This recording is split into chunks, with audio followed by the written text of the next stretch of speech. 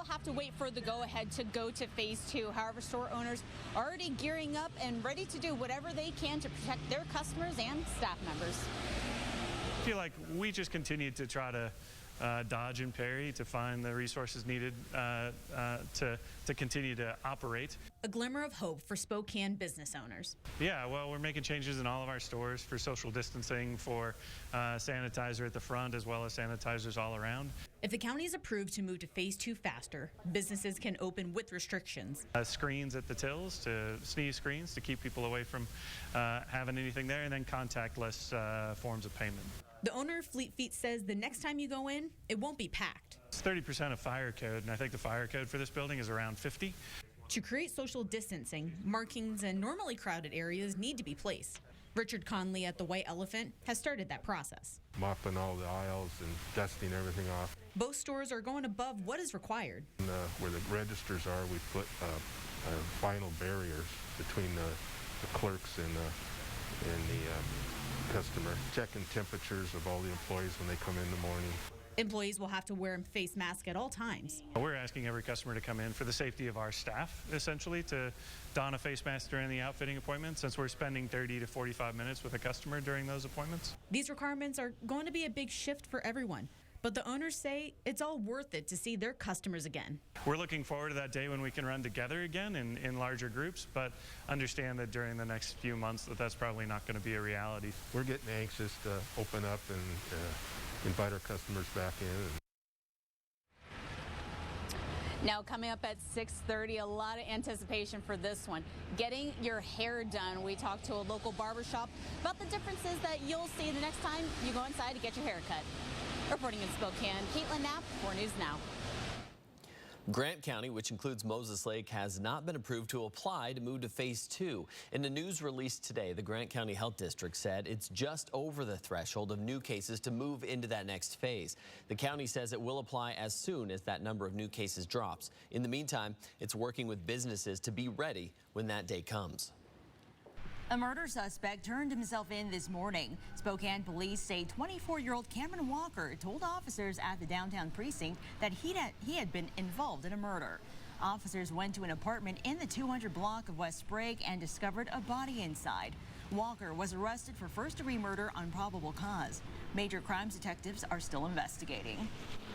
For the 3rd day in a row, funnel clouds have made an appearance. That's something you don't see every day. Let's send it over to Chris Crocker for a look at the First Alert weather forecast. Well, today, those cold air funnels were spotted over Post Falls. Catherine Murphy, a 6th grader at Holy Family Catholic School in Coeur d'Alene, shared this photo from earlier this afternoon. Here's another one over Post Falls from Josiah. And the rain continues over the region. Doppler radar, we're zoomed in. Very big difference between what's going on in North Idaho and eastern Washington. We still have heavy rain in progress around the Spokane area, and that is going to continue until late this evening. This band of precipitation will be moving east, so if it's dry at your house in North Idaho right now, it will not be for long. We will slowly be drying out in Spokane overnight. Winds are picking up, particularly in the Columbia Basin. We'll have wind gusts up to 30 miles per hour overnight, 40-mile-per-hour winds possible tomorrow. Most of the day will be dry with some sunshine, possibly some showers late in the day. I'll be back with your Memorial Day weekend forecast in just a few minutes. Nia? Thank you, Chris. Rain has been coming down all day long on the Palouse. The region is under a flood watch until late tonight, and this has some people concerned, seeing as how just last year, a main road in Pullman, Grand Avenue, was flooded. Several businesses were ruined back then. 4 News Now's Nikki Torres has been in Pullman all day, where it's been raining steadily. She shows us how the community is preparing for the round of wet weather. All eyes are on this body of water on the Palouse tonight. Right here, we're standing next to Missouri Flat Creek, and the headwaters of Missouri Flat Creek are up in Viola, Idaho. Remember this? Grand Avenue in Pullman, mid-April 2019. The street was flooded, wheels drowned in water, and businesses were ruined. This creek bears most of the responsibility for that. During last year's flood, the creek was so full it spilled out onto the road. Today, there are concerns that may happen again. Pretty bizarre looking at the radar, what's happening. We've seen pretty steady rain throughout the morning and day today. While last year's flood was unusual, they are preparing for anything that comes their way. We've been removing hazard trees, any obstructions.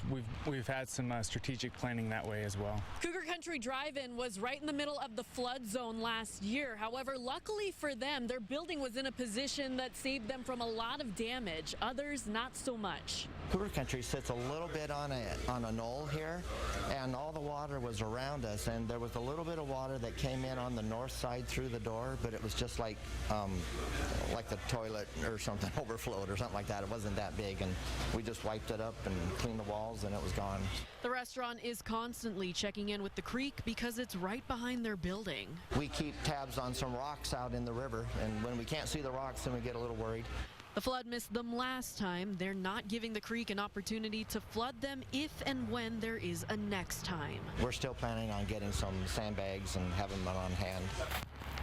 The city of Pullman is providing sandbags for businesses this evening. They are welcome to come and take what they need. That flood watch that was issued by the National Weather Service, that is scheduled to extend until late this evening. So these businesses are not in the clear just yet. They will still have to keep an eye on that creek as well as stormwater services. Reporting in Pullman, I'm Nikki Torres, 4 News Now.